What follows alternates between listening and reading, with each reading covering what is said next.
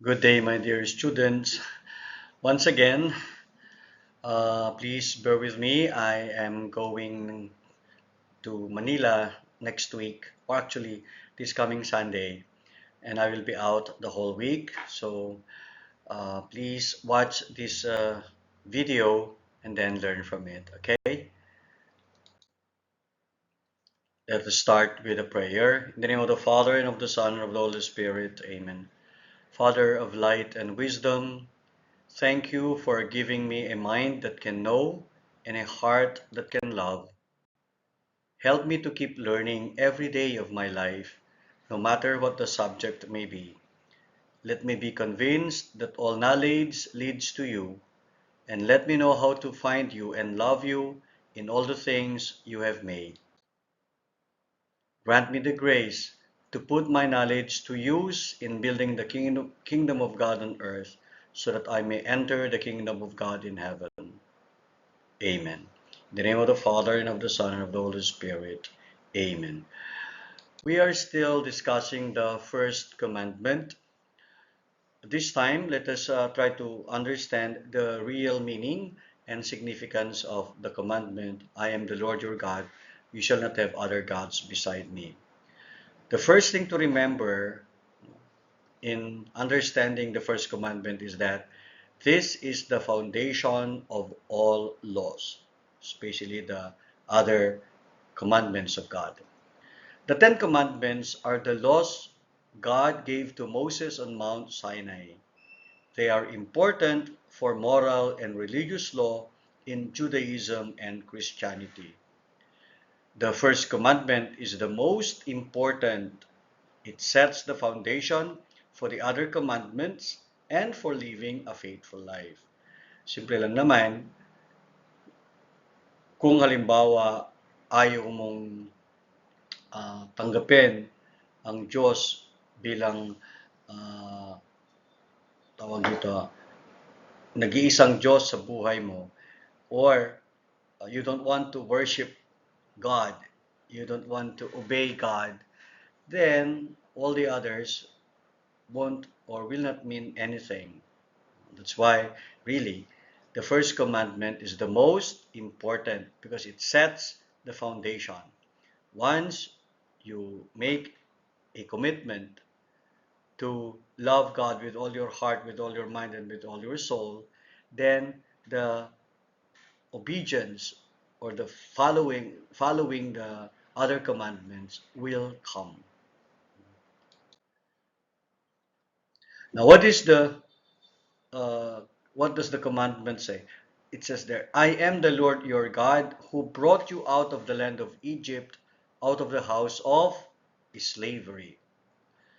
See, this one is important to note because before God issues any command, He reveals His true nature and His deep connection with His people. Therefore, it is not merely a directive, it is a heartfelt expression of His identity and the wonderful things He has accomplished for us. So, first and foremost, He said, I am the Lord, your God, your God. So, He is actually introducing Himself and reminding us that yes, He is our God. He introduces himself as the Lord your God, which shows a close and personal connection. So we have a relationship. You are my people, I am your God. That's why he said, I am the Lord your God. So he is not some far off, vague deity. Hindi yung malayo siya sa atin. He is the one true God who has picked Israel to be in a special relationship with him. In the Old Testament, he picked Israel when he chose the Israelites and made a covenant with them. And God said, I will be your God and you will be my people. That was the agreement. That was the agreement. And so Jesus is reminding us when he said, I am the Lord your God, he's saying, you know me, I saved you, I chose you, and you responded to me. You said that I will be your God. And so we have a relationship. So actually, the commandments of God is what we call a manifestation of the agreement of the covenant between God and man. We have a relationship with God, and that His identity tells us that we are His people. He is our Lord. Okay? And then, not only that, He did something for us. He did something for Israel. He did something for the chosen people. He reminds them about the important work He did. He said, "Who brought you out of the land of Egypt, out of the house of slavery." So this reference to their history is really important. First, He said, we have a relationship. I am your God, and I did something for you. Not only something, I did many wonderful things for you. And so the Israelites, and now we can call ourselves the chosen people, are being asked to obey a God they know, the one who rescued them from being slaves. Their responsibility comes from this act of salvation, showing that their obedience should come from gratitude in an acknowledgement of God's grace, not from trying to win His approval. Okay? So, why should we obey God? Why should we worship God? Because He rescued us. He saved us. In the Old Testament, Yahweh, God, saved them from slavery in Egypt. In the New Testament, Jesus saved us by His passion, death, and resurrection from all our sins. So He did something. God had done great things for us. So therefore, when we honor Him, when we obey the first commandment, it says, "You should not have other gods beside me," it's actually an act of gratitude, acknowledgement for the wonderful things that He has done. It's not trying to win His approval.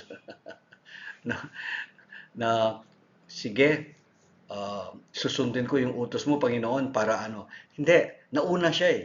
We are responding, and that's why our obedience to His commandments is actually an act of gratitude and acknowledgement that He is our God and that He has done great things for us. He has saved us. So we were fallen. Of course, we were created by God. We were created very good, but we committed sin. We were fallen, but God saved us. That's why we call ourselves now redeemed. We are saved by God.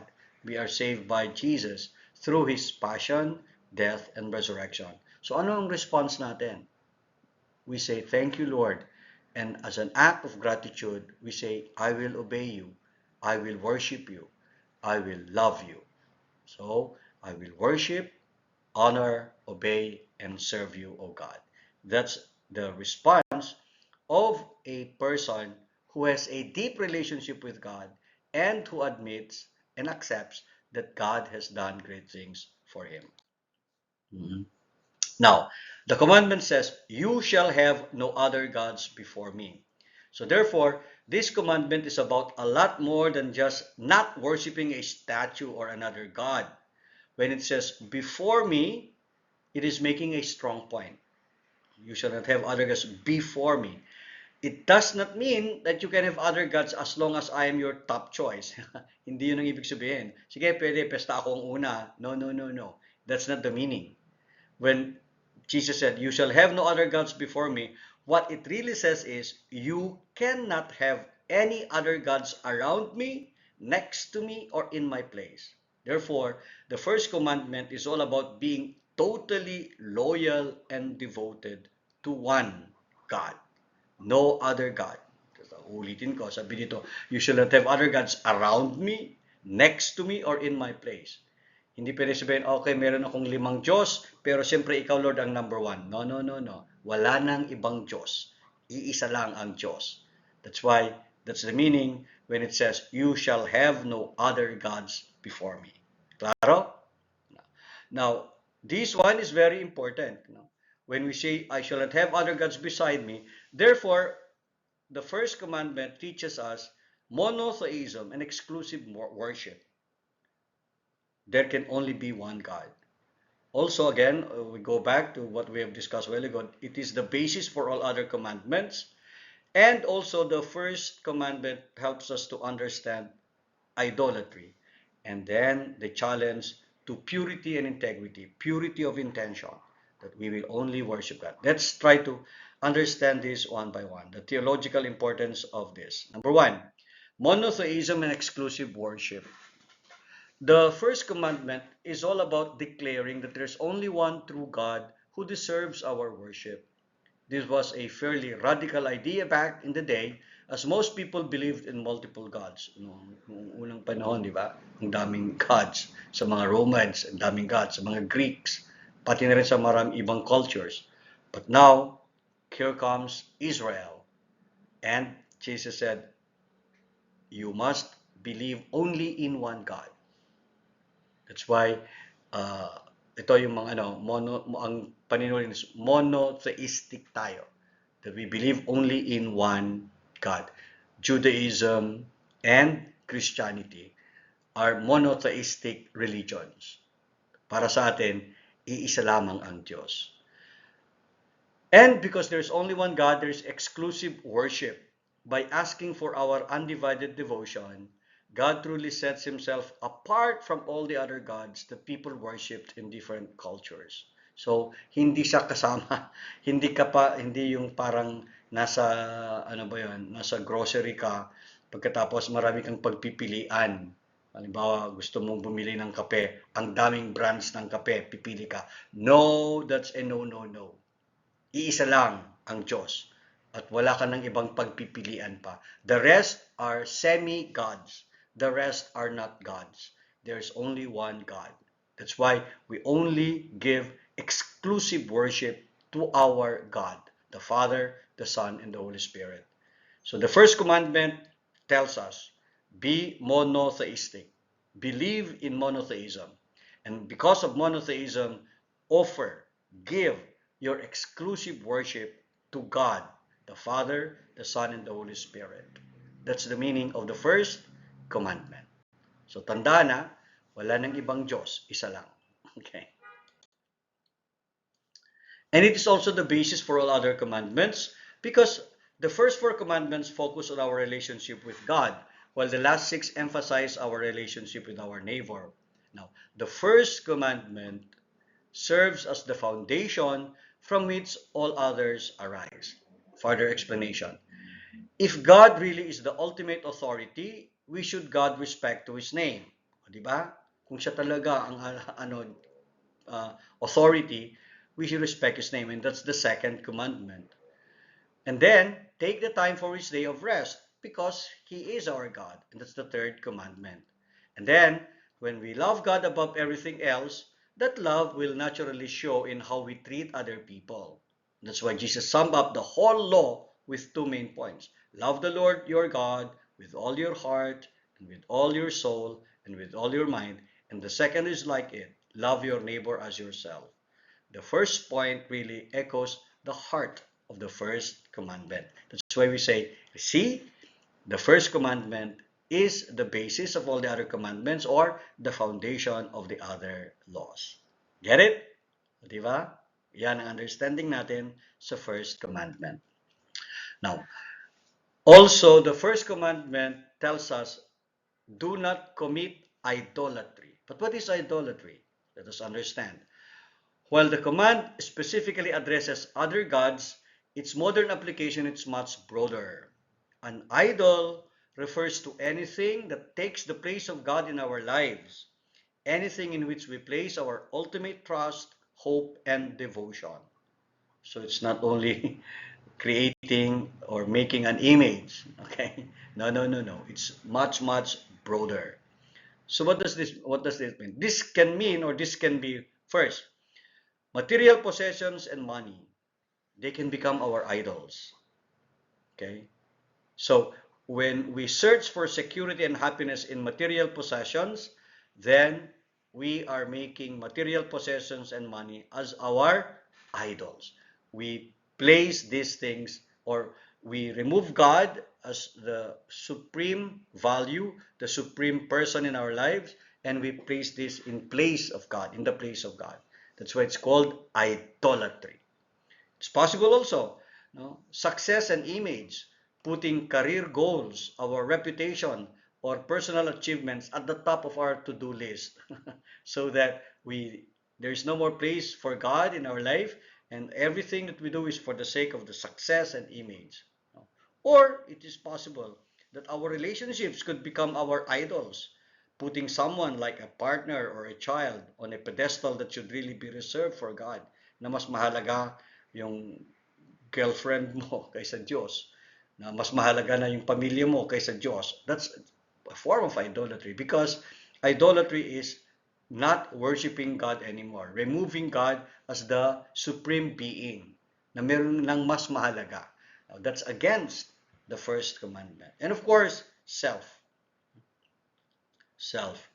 Kung ang tawag natin sa worship of idols is called idolatry. So, worshiping material possessions and money, worshiping success and image, worshiping relationships, human relationships, we call that idolatry.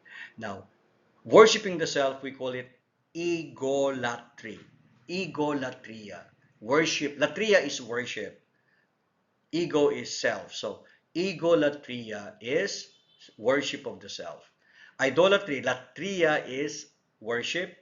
Idol is, of course, image, the things that we exchange for God. So, idolatry. Now, egolatria is focusing too much on our own wants, desires, and ego, living as if we are in total control of our lives. That is also idolatry. See that? So I hope it's clear now. So idolatry does not only mean having images and worshiping images. Idolatry actually is much broader. Basta, kapag meron ka ng inuuna sa buhay mo kaysa sa Diyos, idolatry na yan. Idolatry na yan. Yung palaging sinasabi, no? Ang ipinapalit sa Diyos would be first, wealth, or fame, or glory, and then the self. Ay nako. Ayan. Or power. Yung mga iba, no? Sakim sa kapangyarihan na for the sake of kapangyarihan, yun, nakakagawa na sila ng kung ano-ano. Pero pinakamatinding temptation natin talaga, the idolatry of money. Pera ang mahalaga. Ang pinakamahalaga, pera, hanggang naging mukhang pera. Delikado yan. So nawawala na yung mukha ng Diyos dahil ang lumalabas mukhang pera na. Because of this, the first commandment calls us to purity and integrity. So the first commandment is not just about going through the motions of worship. It's like a spotlight on our hearts. It makes us take a good look at where our true loyalties lie and ask ourselves, who or what really takes priority in my life? Ano ba talaga ang pinakamahalaga sa buhay ko? Diyos ba? Or ibang bagay na? Pwede kasi, no, sa isip natin, oo, alam ko, Diyos siyempre ang pinakamahalaga. Pero yung puso at yung gawa natin, hindi nagtutugma. So there's no integrity. Maraming estudyante, naniniwala ka pa sa Diyos? Oo. Talaga bang sumasamba ka pa sa Diyos? Oo. Pero pagdating na sa puso, sumasamba, oo, naniwala ko, pero hindi naman nagpupunta sa misa, hindi naman nagdadasal, hindi naman gumagawa ng kabutihan. Oops, akala ko ba ano? So there is what we call disjunction. There is no integrity na ang sinasabi, hindi naman ginagawa.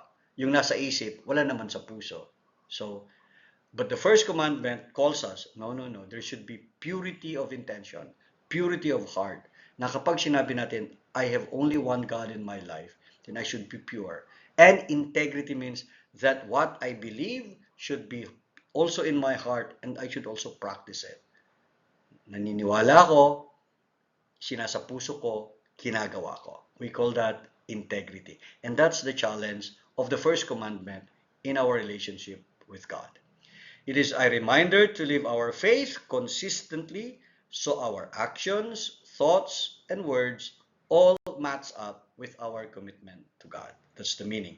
And this is the challenge of the first commandment. O, di ba? Yan ang meaning and significance ng first commandment.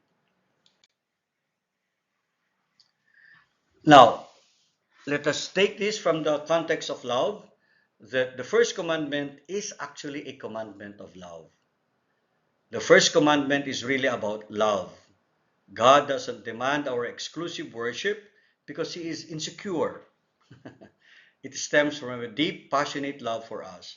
He knows that if we put our hope and trust in anything other than Him, it will lead to disappointment in a life that misses the mark of what He intends for us. So, sana tanggapin natin, no? Hindi niya sinasabi, oy, dapat mahalin ninyo ako. Ayokong meron kayong ibang minamahal dahil I'm insecure. I need your love. No, no, no, no. Actually, God does not need our love because He is perfect. He does not need anything. But we have to obey Him because He loves us. Alam niya, He created us. And so He said, you have to obey me. You have to worship me. Because if you worship others, if you worship other beings, and if you put gods before me, then you will find yourself frustrated at the end. You will not be happy. It will lead to disappointment and a life that misses the mark of what He intends for us. And what is that? Eternal happiness. Gusto niya maging maligaya tayo. Oh, sige, subukan mong put your security and trust in money. May billion-billion ka. Sa iglap, mawawala. O, yung tingnan yung mga pera ng mga yung mga corrupt officials. Ngayon, frozen na yung kanilang assets. So, hindi nila magagamit yun. Just like that, ganun kabilis na pwedeng mawala yung pera. Okay? Tsaka besides, kung pera talagang nagbibigay ng kaligayahan, kung meron ka ng billion, sana hindi na sila maghahangad pa ng pangalawang billion, di ba? Hindi. Meron na nga silang billion na yung pera nila eh. Gusto pa nilang mas marami because they are not satisfied. It means, therefore, money will not bring real happiness kasi you long for more. Kung talagang nagbibigay ng kaligayahan yan, makontento ka na because happiness and contentment, they go together. If you cannot say that you are happy if you are not yet contented. Kasi, siyempre, if you are not contented, you desire for more. And that desire will cause actually tension, will cause unhappiness. O halimbawa, power. Okay? Mawawala din ng power. Ngayon, ikaw, presidente. Ngayon, ikaw, governor. Good for 9 years ka lang kung magaling ka. After 9 years, mawawala ka. Ibang papalitan at papalitan ka. Yung mga iba, laos ka talaga. Or else, fame, maging sikat ka. Pero yung kasikatan, temporary yan. Di ba? Mawawala rin yan. And then, mamaya, sikat na sikat ka ngayon, after several years, magiging laos ka at makakalimutan ka na rin. Honor, mag-valedictorian ka ngayon. Sino makakaalam? Later on, after 5 years or even 10 years, wala nang nakakaalam na ikaw palang valedictorian. Yung honor mo na pinaglalaban mo sa patayan mawawala just like that. So you see, and God knows that. Na if we put our trust in these things, we will be unhappy. We will not have fulfillment, contentment, and happiness. And because He loves us, He said, I am the Lord your God. You shall not have other gods besides me. Okay? Yan ang ibig sabihin. That's why this commandment is a commandment of love. Embracing the first commandment, therefore, is not just about following a rule. It is about starting a relationship with the one true God, the source of all life and goodness. So yung isipin natin yun. When I obey the first commandment, it's not simply obedience, but actually, I enter into a relationship with God. I'm saying, you are my God, I am your child. You are my God, you are the creator, I am your creature. You are my Lord, I am your servant. That's the meaning. No? Now, we are not just following a rule, but once we obey the first commandment, we enter into a deep relationship with God. And when we choose to worship Him alone, we discover a deep peace, fulfillment, and a genuine sense of identity. Sana maranasan nyo yan. That when you give yourself to God, the more you will have happiness, what we call inner peace, inner joy, the joy that the world cannot give, because only God can give. And the first commandment is not a heavy burden. It is actually an invitation to live a life that is entirely focused on the Creator who saved us. So that's the meaning and significance of the first commandment. Okay? Blessed is the crisis that made you grow, the fall that made you gaze up to heaven, the problem that made you look for God. So sana yun, lahat-lahat, sabi ni Padre Pio, always relate your life with God because God should be the source of our life, the source of our joy, the source of everything. And remember this, only in prayer can we learn to love God with all our heart, mind, and soul. Okay, we end here. I'm going to place a question at assignment. Just write your answer in your notebook. Write a reflection in your, or answer the question for reflection in your notebook. And then maybe I will ask you to share when we will meet next time. Okay, so this is the first part. There will be a second part later. So have a break and then afterwards watch the second video. Okay, bye bye.